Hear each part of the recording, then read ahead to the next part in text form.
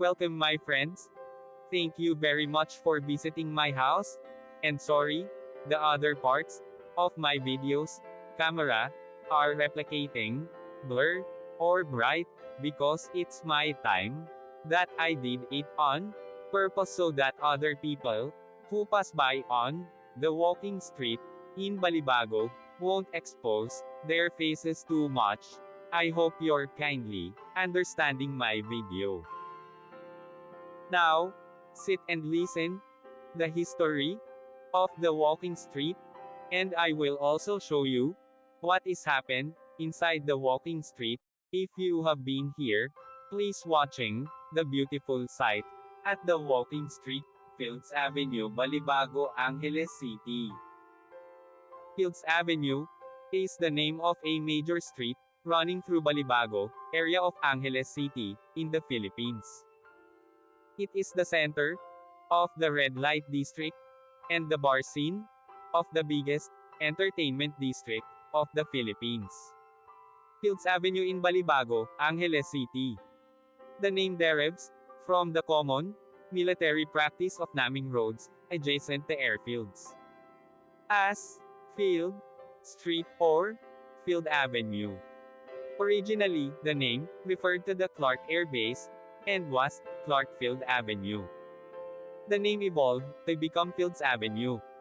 History: Fields Avenue, Balibago, Angeles City, Pampanga, Philippines. Philippines was an American colony from 1898 to 1946. Bars on Fields Avenue. Catering to the single American defense personnel who worked in the adjacent Clark Air Base, first emerged in 1940. During 1940s and 50s, there were only 3 such bars just outside the main gate of the airbase. By early 1960s, the Fields Avenue developed as a street line with several bars. From November 1955 to April 1975, America fought Vietnam War. As the number of American troops in this war grew, more and more forces were deployed at Clark Air Base or routed through it. This led to a pro-life ration of bars, live bands, and prostitution, the latter mostly by young Filipino women, most of them either teenagers or 18 hanggang 55 years old. By the 1970s, there were more than 150 bars and prostitution joints along Fields Avenue.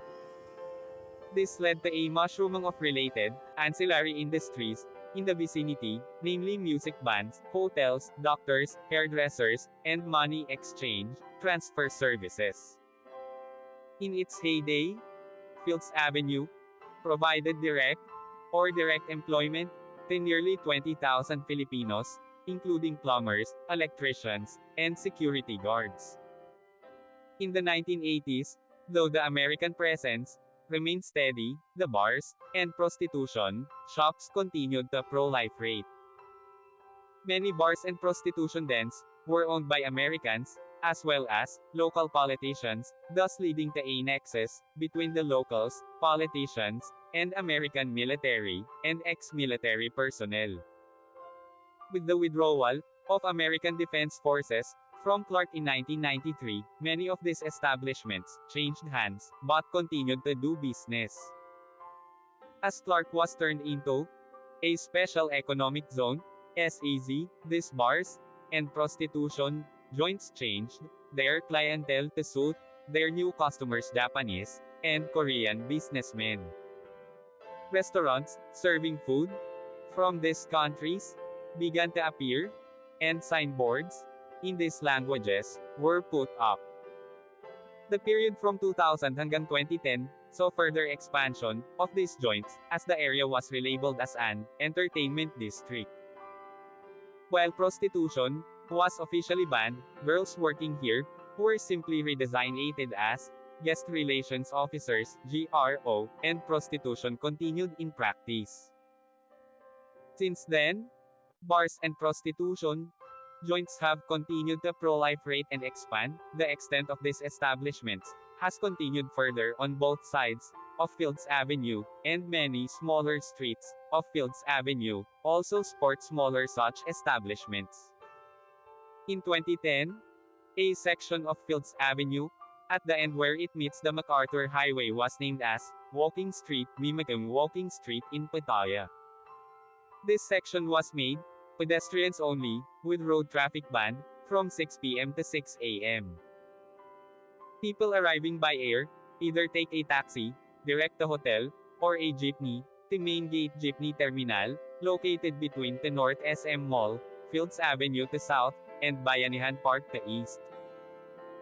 Those arriving from Manila by bus, ask the driver to drop them off at the corner of Fields Avenue and MacArthur Highway, or alight at Capas Angeles Transport Terminal, which is also walking distance from Fields Avenue and the MacArthur Highway.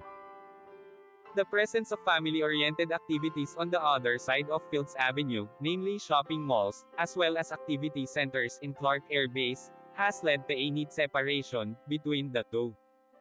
Fields Avenue tends to cater more to single foreigner men. And sometimes women too, with at least 5 bars, featuring gigolos and gays, while the rest of Clark caters to family-based entertainment. Fields Avenue remains among the safest streets in the region, with restaurants and hotels. Fields Avenue has the largest density of hotels in Philippines, catering to all budgets, from a large number of 2-star and 3-star hotels, right up to a select few luxurious 5-star hotels. Many of the bars and hotels in Fields Avenue have restaurants attached. Fields Avenue has among the largest variety of restaurants in Philippines, with cuisines ranging from European, continental, Japanese, Korean, Australian and a select few restaurants, serving Indian, Arabic, and Filipino food. Restaurants tend to have long opening hours, most of them open late and close late, up to 4 a.m., though a reasonably number of them open early, around 7 a.m. A few restaurants are open 24 hours.